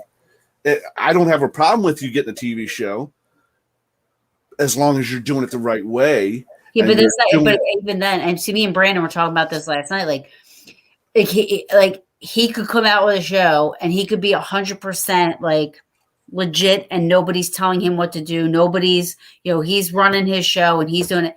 That everybody's going to think that there still is some things that aren't true because it's a TV show. Right. And that's the sad part about it, is like, you can't even trust what you see on TV or anything anymore. Yeah. And it didn't used to be that way. Like, I remember early on in some of the early shows you'd watch. Ghost Hunters. Very first season or two of Ghost Hunters you'd watch, and it was, an 8-hour investigation where they got nothing. And you know what? That happens a lot. But then next thing you know, every investigation, 10 minutes in, did you hear that? What was that? Right. Now it's just drama. Yeah, for sure. And like I said, like it just ruins it because, and then you're just like, I don't know. I just, some of the shows are just so bad. And I hate that, because I know a lot of people, you have these hardcore, like, people that are just like, Zach Baggins is on a pedestal. God forbid you say one bad thing about them, and you're the bad guy. But that definitely makes me the bad guy, because, and again, it's very sad, because watching their earliest stuff, that first YouTube video they got put out of them in the old Gold Coast Hotel out in Carson City, you see that brick move, you see that board fly, and you hear them scream and run because they had never experienced something like that before. Well, Ghost Hunters has always been my, they were my for my time. They like Jason and Grant, they were my John Zaffis. You know what I mean? There was older people that grew up and John Zaffis, and I'm not saying I love John. I love John Zaffis. I mean, he's awesome, and definitely the godfather of the paranormal. But Jason and Grant were who I watched and looked up to. Which I met at Jason. I just met at Phenomenology, who is amazing and awesome, and I still respect him just as much as I did back then. Getting to talk to him and hearing, his beliefs and how he, likes to run things. I mean, even the way they do the show now. I mean, I still respect the way they do the show now. I mean, they're at a location for a week. They're helping private houses again. It's not just historical locations. They're helping private houses again. And they're working with local paranormal groups. That's how they're getting their cases, where local paranormal groups are reaching out to them like, hey, I've had this one family that I can't seem to help. Can you guys help? Right. And not that anything bad is happening, but, they just call them in and they work with these local groups and the house and private homes, because I miss doing that. I miss helping the private homes and have I had opportunities? Yes. I've had 5 cases come my way, but they've all not. And to me, a successful private case is not doing an investigation, even though I miss doing it. I know that sounds kind of, No. But you've got a tangible explanation that you can give to that homeowner, and they don't have to live in fear anymore. Yeah, and even if it's not physical evidence, I mean, at least sitting down and telling people, like explaining to somebody, because you get a lot of it tried pushing me down the steps. Okay, listen to me. If there's something in your house that you can't see that wants to push you down the steps, it's going to push you down the steps. Right. So I always use the analogy of the movie Ghost, when Patrick Swayze dies and he's in the subway and he's trying to kick the can and he doesn't understand why he can't do it, and then all of a sudden he uses all of his energy and kicks it and it goes flying across the subway. Yep. Right? Somebody could be like, a ghost tried hitting me in the head with a can. No. Yeah. It's just that their energy sometimes, they're trying to tap you, but you're not feeling it. They're trying to get your attention. You're not feeling it. So it's going to try to use more energy, and maybe it might be a little bit too much. So it's going to feel like it's trying to push you, but it's not. Perfect example. Jim and I went and did the Hinsdale house. And we were doing our live show from there, and then we were going to investigate. And the rest of our team couldn't make it. I will say this, the Hinsdale house is very powerful. And personally, I think it is way too powerful in energy for just 2 people. So we get there and we set up some equipment, and then we did our live show. And we had in the kitchen, we had K2 on this side of the kitchen and a REM pod on this side. And the whole time we're doing our show, a shadow man was in there, a shadow person, I should say, was in that kitchen, and he's back and forth. And people are watching this during our live feed. They're telling us they can see it over our shoulder. And they say, he's on the left side. And we'd look, and our K2 would go off. Oh, no, he's moved to the right. And then a REM pod, and he's just setting them off back and forth, right? So as the show ends, I'm like, okay, Jim, I'm going to go into town and grab some drinks and snacks and whatnot. And then we come back and start investigating. Well, I look over, and he is... Preface this by saying it was in the middle of the summer. It was, I think, 98 degrees with like 75% humidity. I mean, just sitting there, you're sweating. And I look over, and he's shivering, and his teeth are chattering. And I'm like, what is wrong? He's like, I can't. I got no energy. He hops on the couch and pulls a blanket over him, completely over his head and everything, like he's in a cocoon. And I'm like, okay, the energy here has gotten a hold of you. Come with me into town. We'll get you off the property, and you'll gather. I can't go outside. I'll freeze to death trying to get to the car. He wouldn't come off the couch. So I go into town, and I'm talking. I call our psychic Haley, and I'm like, this is what's going on. And she says, yeah, I know. And I said, what do you mean? She said, well, there's an Indian chief on the property, and he is very, very powerful. And he is so powerful that this is the only time in her entire life as having her abilities that when she looked up into her doorway at her house, this guy was standing there solid. That's how powerful this guy was. And there was lots of history on the location of treaties that the Indian tribes there had made with the new white settlers, and they had all been broken, and there was bad blood and this stuff and the other.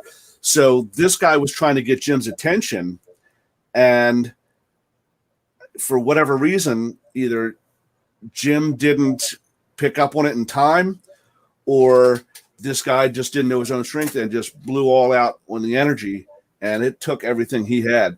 So I got back after about an hour. He had finally come out of his shell, so to speak. And I think we investigated for about a half hour, 45 minutes, and then both of us just went to bed. It was that draining. So this guy didn't mean to hurt him. He was just trying to get his attention, didn't know how powerful he was. So it's interesting that you bring up the Hinsdale house, because for the last 4 years, I have refused to go to the Hinsdale house. Really? I won't go. I have to give a shout out to my friend Megan, because Megan actually spent the night there by herself. Wow. Everybody that I trust and know has not had a good experience there. And the outside seems to be worse than the inside. Yes. Is the collective, this year, 2022, I'm being forced to go. Being forced to go to the Hinsdale house, so I will go. But, I'm not saying that I'm excited about it.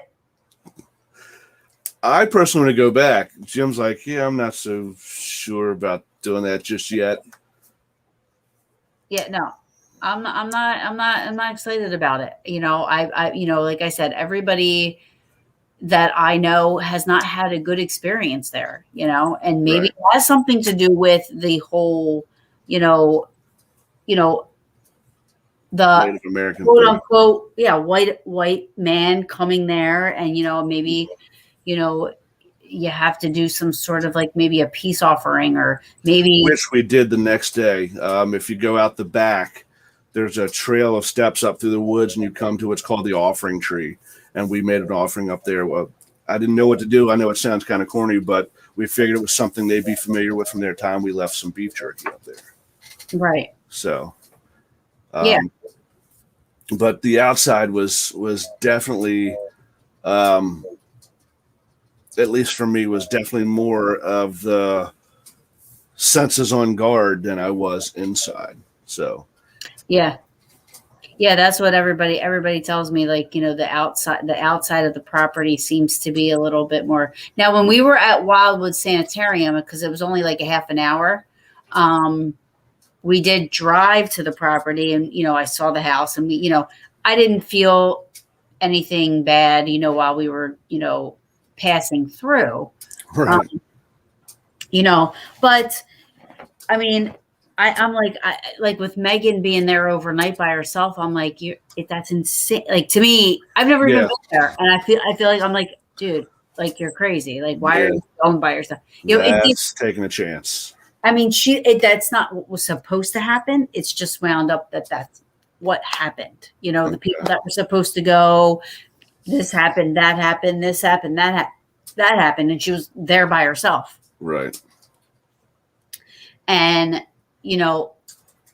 I would do that anywhere probably but there. And I've never even been there. Yeah. So. Yeah, there's a couple places that, some of them is not because of what I think is there spiritually, but they're in seedy areas, and I'll use Selma to me as the perfect example. I am not in any fear of the energies that reside within that house. But when you step outside, there's some really seedy area up there. So, yeah, I don't know that I want to be there. I do love Selma, but it is. I mean, it's it's a shame that more property couldn't have been preserved. I mean, they built an apartment complex around the building. Yeah. You know, and it's not even a good one. yeah, and it's not a good area. No. But it's just like the Gar Museum in Philly. I mean, it's the same thing. I mean, you go to the Gar Museum in Philly, that's very active, but you are, taking a chance at being shot. Yeah. I mean, Definitely. just walking into the building, I mean, but it's a very, very active. Though there's a place in Cleveland called House of Wills. It's super active.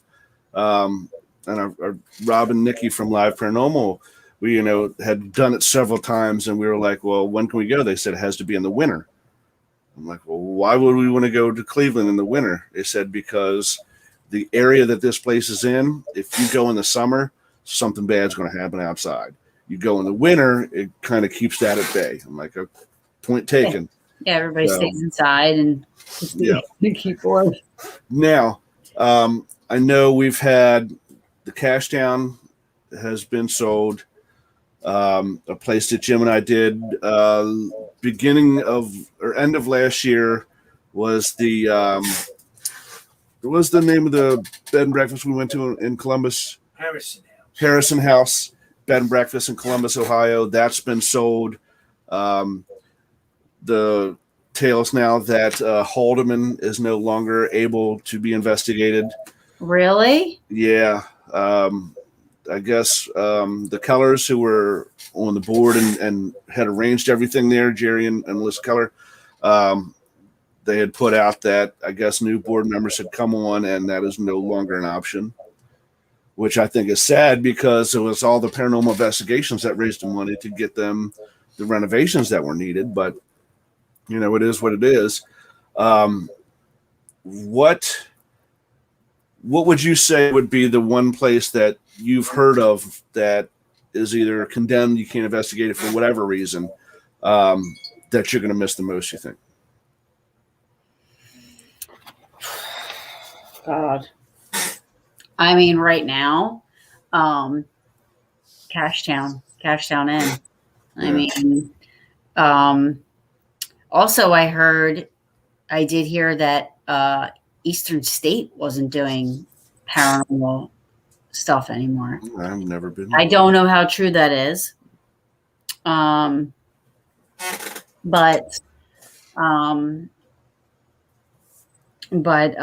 Eastern State is another one that I absolutely. Now, I'm also a big history. Right. I love being in historical places. I love historical absolutely architecture. I love feeling, for lack of better description, I mean, the energy inside the walls of historical buildings, and just being in like Cash Town, 300 years old. I mean, being in a place where 300 years of people have walked through, slept in, had conversations, fought, died, drank. I mean, just memories and all kinds of stuff. I mean, just being in places like that. Also, so when you hear of this stuff happening, it does surprise me because, Cash Town and, like you said, Haldeman Mansion and, all these places really do get funded because of the paranormal that's what one of the things that I love about what I do and what we do. You're raising money for these historical locations to keep them going, Absolutely. Keeping the history alive, so to speak. It's funny here in Jersey, there was and forgive me, but there was a house, and I can't remember the name of it, but a lot of local people were fighting to keep it because they wanted to bulldoze it. Now there's a cemetery out back of this place. It was from 1795. Some rich now, and I also don't understand the people that can go in and buy these places and just knock them down. Yeah, I don't never understand that. I don't understand how somebody can just say, you know what, fuck this, 1795. Who gives a shit? We don't care if it's a part of our, history or part of our, whatever. I don't know how somebody can do that, but there are people that do. It's all about money, which is sad. Progress for the sake of progress. So people fought. The historical societies were fighting to save this house. And when this, we lost. They won because they have all the money. Yeah. Well, in the middle of the making of the, they're building a wall and it gets, doing all kinds of stuff. Well, the wall collapsed.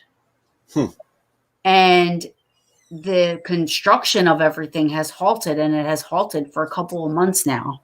Wow.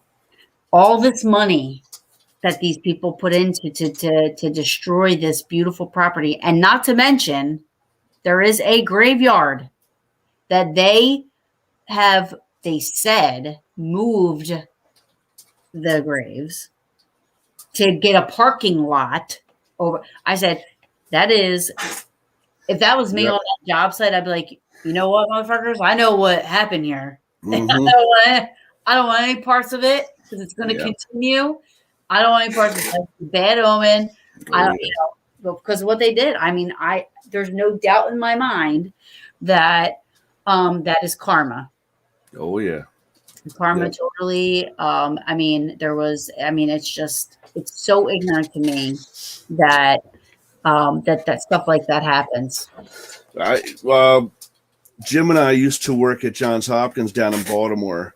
And long before I got there, Jim was there obviously as one of the pharmacists, and they had put up this new cancer center, the Weinberg Cancer Center.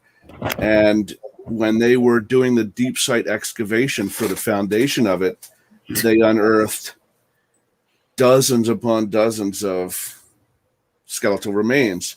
And doing the research, they had found that was used as an old African-American cemetery and a pauper's graveyard in the city of Baltimore. Basically, if you couldn't afford to have yourself interred, or if you were black back in the day, you got buried there. So it was like a potter's field. Right. So they had done, I guess, the best they could at gathering the remains and having them reinterred somewhere else. But they obviously didn't get them all. So fast forward, Jim's working there now. He's working night shift. I'm his technician. He's the pharmacist. And stuff is going crazy in there. We're in the bathroom, and these sinks that you have to put your hands under to hit the sensor. Yeah. Well, we're standing on the other side of the room and watching, and this sink is on and off. No one's within 6 feet of it. So Jim starts asking questions, and he's like, is there a spirit with us? Shh. Paper towel rolls going on their own. We had one technician, Sandy. She was when I was there, she was a part-timer. We used to have to go on night shift down to the basement of the main building to get supplies. So we'd have a nice and stock for the day shift. And she would refuse to go down there because the one time she did, she saw a patient walking and could hear the wheels of his IV pole, and saw him at the other end of the hall and said, "Sir, you're not allowed down here. This is not for patient." And he just kind of looked at her and turned and walked away. And you could again hear the squeak of the wheels on his pole. She turned the corner to find out where it's going. There's nobody there, so she wouldn't go back down there anymore. So that happens a lot more than people want to admit, and that relates back to doing your research, checking out the history of these places. For sure. And that's the thing. Like it like literally when they tore that house down, I cried because there was no reason for it. And look what happened. Right. You know what I mean? Billions of dollars, billions of taxpayer dollars, billions of dollars for this project of whatever they were going to do is completely halted because, I mean, the ground literally, it's like a landfall, just like, and there's like the ground just swallowed it. It's a busy highway beneath that wall. And if that were to break, I don't know what they're doing, but if that were to break, I mean, they would have lawsuits on their hand because people. It's 295. It's a highly traveled area. Yeah. But they haven't done anything to go back and fix it. But the house is gone. The house is gone. Yeah. The cemetery is there, but there's a parking lot that butts up against it. They just totally destroyed hundreds of years of history. Yeah. And I don't know how you sleep at night doing that.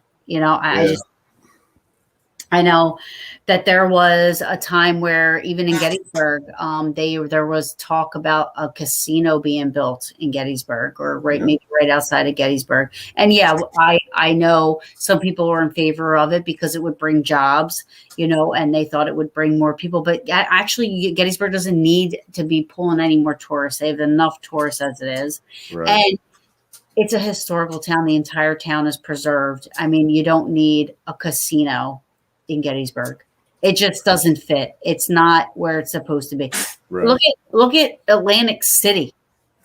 I mean, it was a great idea when it first started, but now look at it. I mean, it's garbage. Yeah, that's what I've heard. I've never been there, but everybody tells me now 30 years ago, you should have wanted to go. Now, don't bother.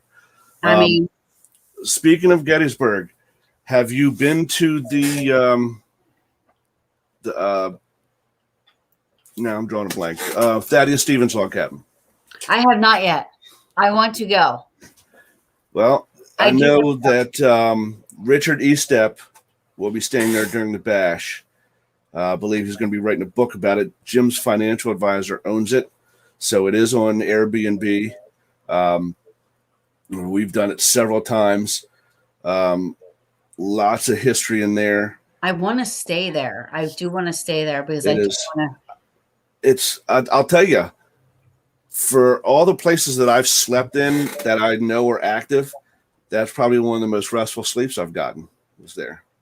Really? It looks small. Is it small? Yes, it is. It is small. On one side. The half bath, put it this way, it's so small, the half bath on the main level, I can't close the door behind me. Because there's just not enough room. Wow. So, but yeah, it's fantastic. It's very active. We don't often get him, but the very first time we did, we got Thaddeus Stevens talk to us.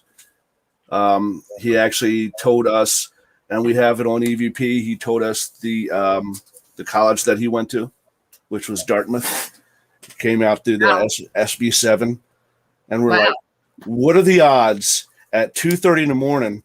On a Friday night in Gettysburg, you picked up a stray radio signal, somebody saying the word Dartmouth directly after we asked the question, where did you go to college? Yeah, no, that's awesome. So, yeah, that's cool. I love EVPs. And, it's funny, me and Brandon were talking about this last night because, from somebody that is coming from somebody like him who's a skeptic and so techie and, this and that. And he's like, no, I love EVPs. I love EVPs,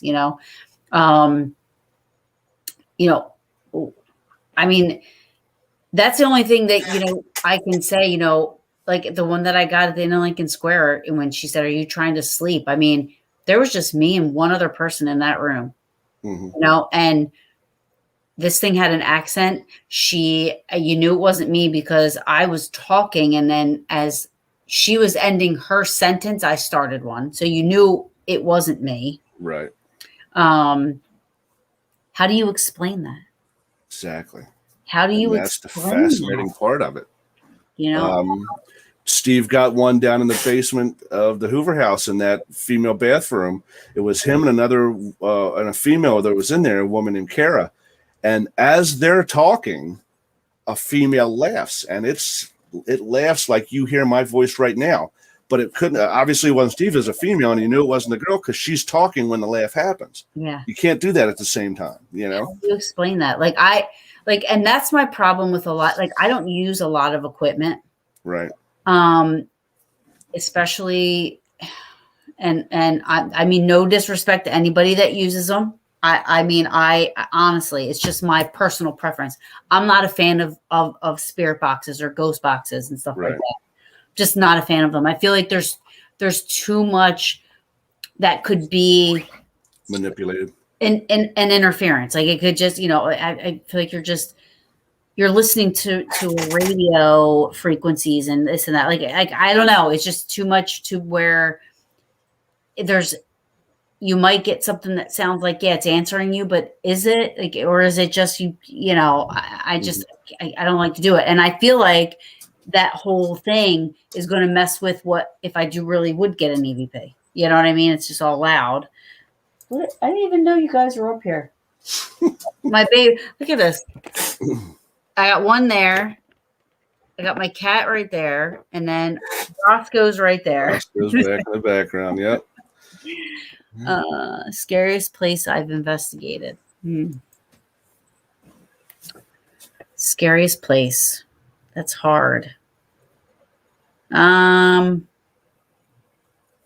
I wouldn't say scary, but the most active was Rolling Hills. I mean, that was where I experienced the most, where most of my senses were used. I saw stuff, I heard stuff, I felt stuff.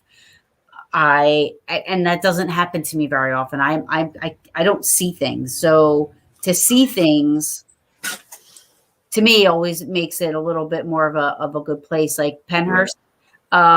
I saw what looked like, if you've ever seen Predator, and the part where Predator was he looked like he was water. He was see-through in the jungle. Right.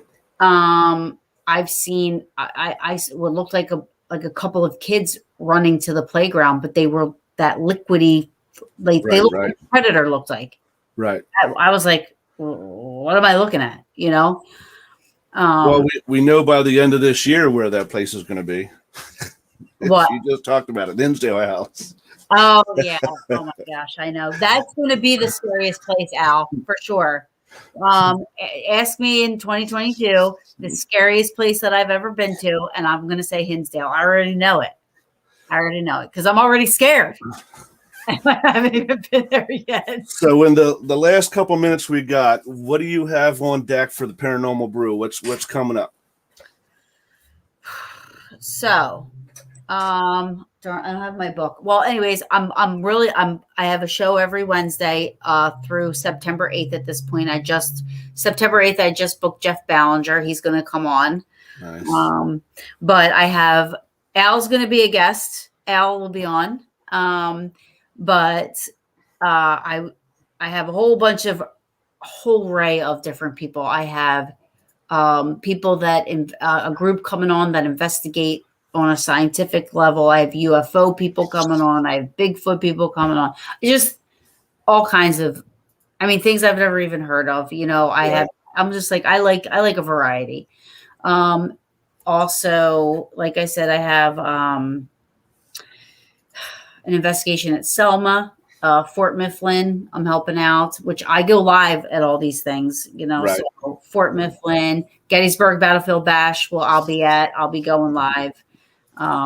Maybe, I don't know if there's an investigation going on at the Thaddeus Stevens house, but I don't know who's staying there. Who's going to be? Richard Estep is going to be there. Is he going to be? He's just there writing, or is he going to be doing? Oh, I'm sure he'll be investigating too. He's staying there for the weekend, So, I don't know. And what else? I feel like there's some other things happening. Oh, I'll be in Gettysburg July 9th through the 12th. Right, for your friends coming up from Tennessee. Which will be a paranormal trip. So I'm sure I'll go live while we're just trekking through the woods in in Gettysburg, because I like to do that. I'll just pull over, get out of my car and start walking. Absolutely. But yeah, that's it. And every Wednesday, 7:30 Eastern, Facebook Live or YouTube. I have my YouTube now, and then it gets streamed onto BB3 TV. Nice.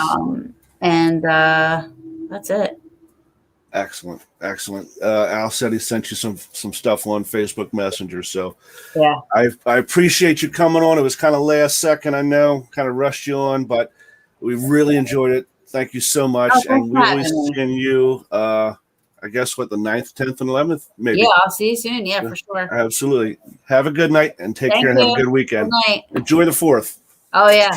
Oh, you know me. I do. I am as patriotic as they come. Yes, ma'am. Every morning. got an outfit already and everything. I'm like Nice. ready to go. Excellent. Good Thanks night. again, Taryn. Have a good one. Thanks. And that was Taryn Kerper, Paranormal Brew and investigator extraordinaire. Thank you so much for being on, and thank you all for tuning in. We had a great night. Unfortunately, I've got to run because I've got some electrical stuff to finish back up. So I will talk to you guys next week. Hopefully, we've got Jim. We'll have his stuff figured out. Yeah, He'll be able to. Next week we have Katie and Richard. Katie. Yep. Richard Rulin and Katie Turner, part of our Canadian connection. So we look forward to it. Thank you guys, and have a great 4th of July weekend. Thank you for joining Dave and Jim on Doorway to the Dead. Catch us next week right here at 8 p.m. every Thursday as we open the door to paranormal discussion and more.